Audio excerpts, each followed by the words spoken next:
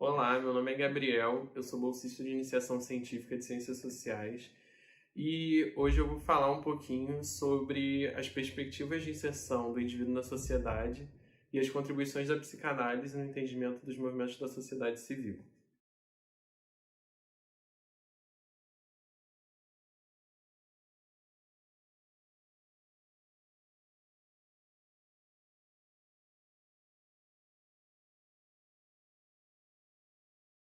Contextualizando o período histórico do primeiro autor que a gente escolheu para dar início ao nosso projeto, a gente viu a importância dele por conta do período histórico que ele viveu, em que começava a se desenvolver a industrialização na Europa, principalmente na Inglaterra, de onde ele está falando, e também pelo fato desse país ser o berço do capitalismo. Então, tudo aquilo que ele chama na obra dele de natureza humana e a forma como ele descreve, né, os indivíduos daquela sociedade, elas vão dizer muito mais da forma como essa sociedade, que era precursora do capitalismo, encarava seus cidadãos, né?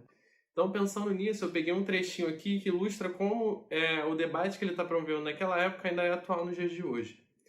Em sua visão, a paz requer um governo soberano forte, que tenha a palavra final sobre todas as questões políticas, éticas e religiosas. Para ele, então, o Estado democrático ele vai conduzir a guerra, o debate público e a pluralidade vão ser percebidas como elementos negativos que deterioram o poder desse governo absoluto. Por que isso é tão atual? Porque a ideia de que para as pessoas obedecerem à lei tem que ter uma mão firme, uma pessoa que dá esse regramento e que não pode ser questionada, ainda é muito acionada nos dias de hoje. E muitas vezes a violência do Estado é defendida através do argumento de que as pessoas só vão obedecer à lei a partir dessa mão firme que vai estar ali e vai direcionar as ações dela. Então, a gente consegue relacionar esse conceito que ele está defendendo, desse poder soberano que ele defende naquela época, com o que Freud, no Psicologia das Massas, vai entender como essa necessidade do líder na massa, né? Alguém que direciona os indivíduos para uma direção única. E a defesa que ele faz desse governo absolutista, ela tem muito mais a ver com o medo da perda desse líder que vai dar o direcionamento para a sociedade, né? E a desagregação desse tecido social que ele vive, muito mais do que propriamente o que ele espera do Estado democrático. Muito do que foi percebido pelo Hobbes no período dele a gente acredita, né, que se deva a uma disputa de narrativa que aconteceu entre a fé cristã católica e a fé protestante, que mudou a percepção sobre a acumulação de capitais. A partir dessa mudança na sociedade, né, em que as pessoas passaram a ver o acúmulo de bens e a prosperidade financeira no plano terreno como uma coisa positiva e louvável, os membros que professavam essa fé protestante, eles desenvolveram um racionalismo econômico. E esse racionalismo econômico ajudou a esse grupo, dentro da sociedade, a conquistar locais de poder através desse poder financeiro que eles tiveram. Então, o racionalismo necessário para essa mudança de paradigma e para essa formação de massa, que foi responsável pela Revolução Francesa e pela Revolução Gloriosa na Inglaterra, ela é também responsável por movimentos que levam a humanidade à decadência, como as grandes guerras e o Holocausto, por exemplo. Então, a nossa grande dificuldade aqui vai ser entender como esse mesmo processo de massificação e de formação de grupos dentro da sociedade pode ter um desfecho de ampliação dos direitos e entrada em um Estado que tem espaço para o debate público, né? Tem espaço para que mais pessoas tenham o poder da política e, ao mesmo tempo, ele pode degenerar em um Estado que ataca certos cidadãos, um Estado que tem como finalidade lucros e dividendos, não mais, né, o bem-estar da sua população. Basicamente, então, né, como o mesmo processo de massificação, formação de grupo pode, em um momento, criar direitos e criar deveres, em outro momento negar direitos e negar espaço dos cidadãos dentro da sociedade. A sociedade que conduziu, né, a sociedade inglesa, que era de onde Hobbes estava falando, depois a sociedade alemã, que era de onde Weber estava falando, foram sociedades que entraram nesse processo do capitalismo como precursoras, né? E para manter esse processo de desenvolvimento do capitalismo, da industrialização, era necessário mão de obra e, ao mesmo tempo, mercado consumidor. Então, para isso, eles precisavam colonizar outros países e investir seu poder estatal contra outras nações.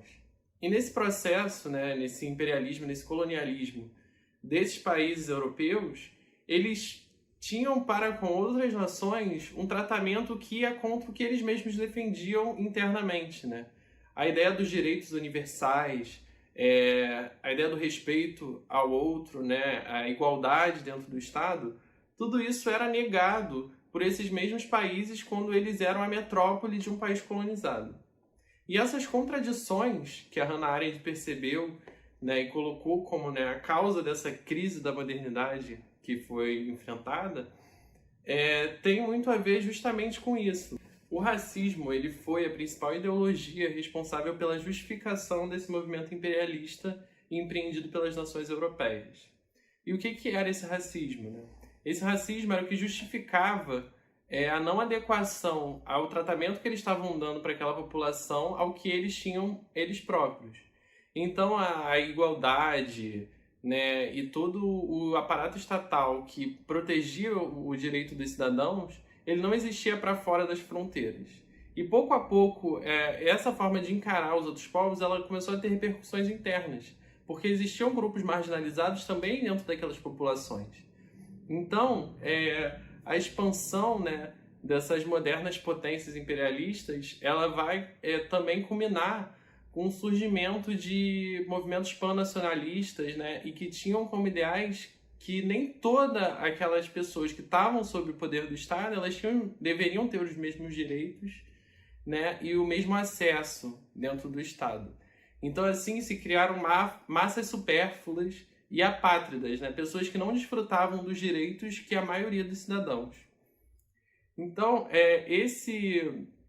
esses novos grupos que surgiam na sociedade, eles botavam à prova todo o modelo, porque a igualdade é o pressuposto básico do regime democrático, né? E reavivam aquela ideia lá que Hobbes já estava defendendo, de que sem um líder absoluto, digamos assim, a gente vai estar entregue a um estado de guerra e de destruição mútua de todos contra todos, né?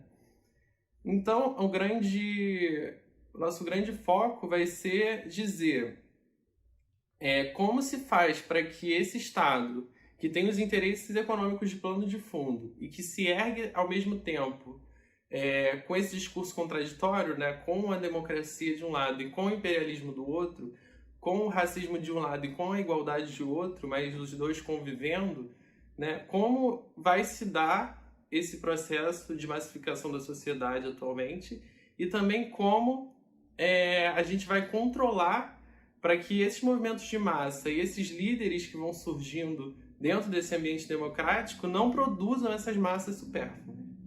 Mesmo o racionalismo econômico lá dos protestantes tendo sido extremamente fundamental para que o Estado de Direito conseguisse se elevar e, através desse poder da massa, né, conseguir instituir direitos para a coletividade, esse mesmo racionalismo econômico e esse mesmo ímpeto pela acumulação pode desviar o poder desse Estado que foi criado, né? Então, a ideia aqui seria que, para que a gente conseguisse manter esse Estado de Direito como foi fundado lá nos seus primórdios, seria necessário que existisse uma sociedade com capacidade política, no sentido de que tenha um espaço para debater suas ideias, de que tenha espaço para a pluralidade aparecer e para as massas se formarem de uma forma espontânea, mas sempre tendo como norte que um grupo não pode ter como norte, né, como finalidade, como fator que os liga o ódio contra o outro, né?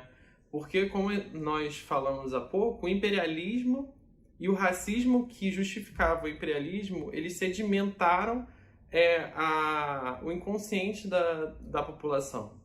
Então as pessoas vivem nessas sociedades que as justificações delas eram racistas na origem.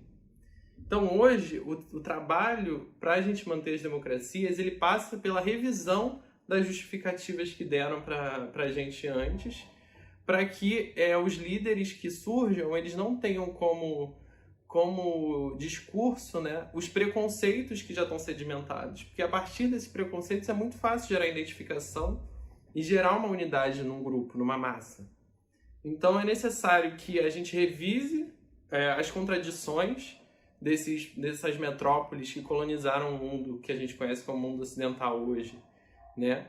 E a gente precisa fazer a crítica ao que estava errado e também os elogios certos aos movimentos revolucionários que tiveram o Estado de Direito como grande fruto, né?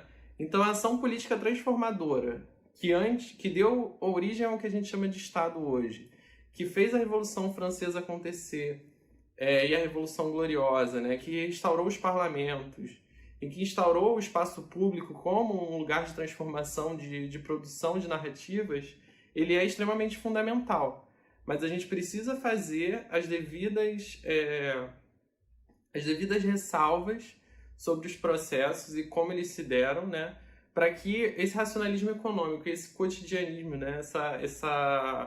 Esse individualismo que o Hobbes percebeu lá na época dele, de que cada pessoa está preocupada somente com o seu particular, o seu próprio bem, ele não seja a realidade da nossa sociedade, embora o discurso capitalista, né, a ideia do mérito, esse discurso protestante que hoje está vivíssimo como nunca, ele não dispute de uma forma que ele deixe que os nossos preconceitos aflorem para justificar o que é de errado no Estado e a gente consiga chegar a essas conclusões através do debate público e da ação política transformadora.